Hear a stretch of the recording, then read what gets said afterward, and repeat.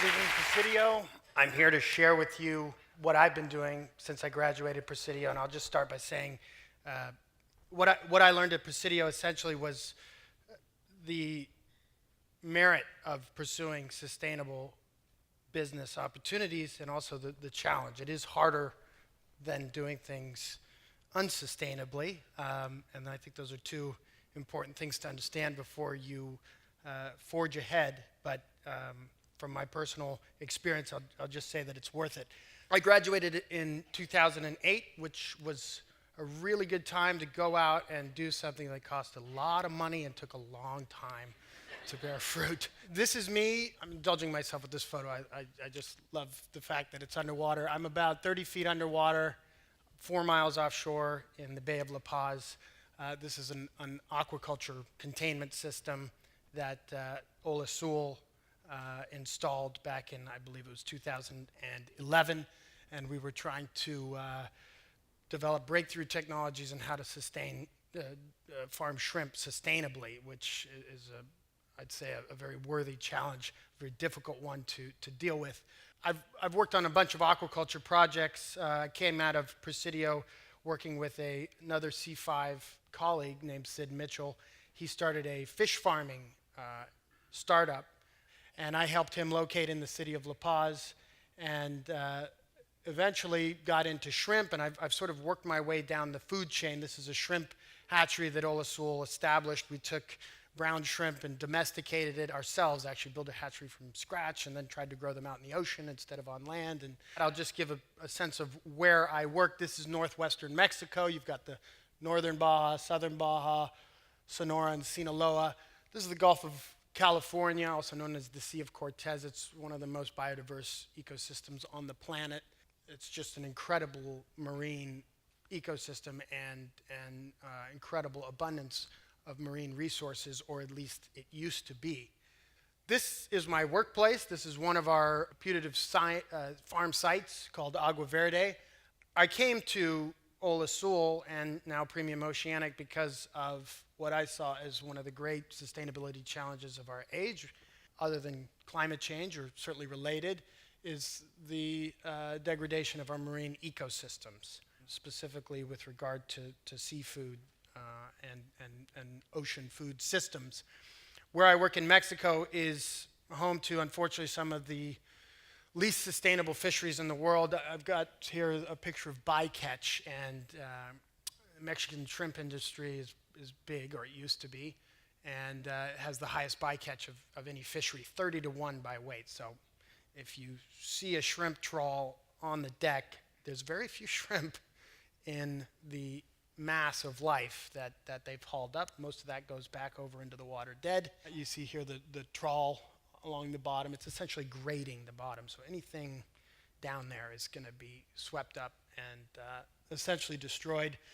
It really hurts a whole bunch of other fisheries, so these big boats are really almost gratuitously depriving livelihoods for tens of thousands of people in the region by picking up all the ground fish and other valuable commercial species and tossing them over the side. The result is that northwestern Mexico is home to some of the greatest marine conservation crises on the planet right now. This is the vaquita porpoise. I believe there's under 100 of these left. There's a convention right now in San Felipe to broker the final deal to either save this or surrender it to history. This is the Totuaba fish. It's a cousin of the white sea bass you may know from the San Diego area, great sport fish. It's also worth $4,000 a fish in China because of the air bladder. I don't really understand why it's worth $4,000, but suffice to say, as a red-listed species, that's not helpful. It's highly poached and also on the brink of extinction.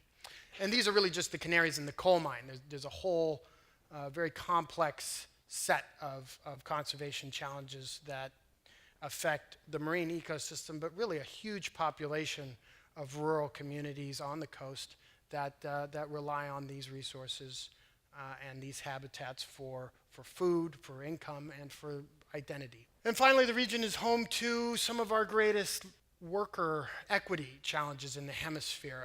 Suffice it to say, the vegetables are getting treated a lot better than the workers. And that's the context where I've developed my company, Premium Oceanic. Now, what I'm trying to do here is essentially reinvent a food system that is socially and environmentally redeeming.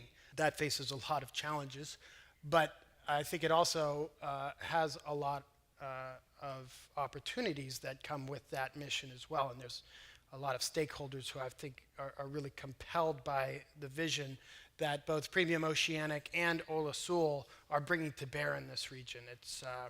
It's really remarkable. Groups that generally really don't like each other, don't work well together, have really rallied behind the idea of trying to build a system that provides healthy food, takes care of its workers, and has a minimal impact on the environment. And so what our hope is that we can facilitate, with the partnership of Olazul, new ocean livelihoods. Now, that's not just jobs, that's entrepreneurship opportunities. So my business is working to develop seed supply. We want to offer affordable, high-quality seed to a variety of community sea farms, essentially. And there are no real sea farmers in these communities, so we got to figure out how to train them to be sea farmers. First, we got to figure out the business model, then train them, get them permits, financing, et cetera. But ultimately, my business is going to try and buy back that product, value add it through processing, and then market it to conscientious consumers like yourselves here in the United States. And these are our partners. Joss has already talked a bit about Chalene. This is Santiago. This is Geronimo. I think those are Geronimo's kids. We work with a real interesting group of innovators. Some of them are world-class researchers. Dr. Charlie Yarish is sort of the godfather of macroalgae in the Western Hemisphere. He knows these guys. He's met them and he's hung out with them.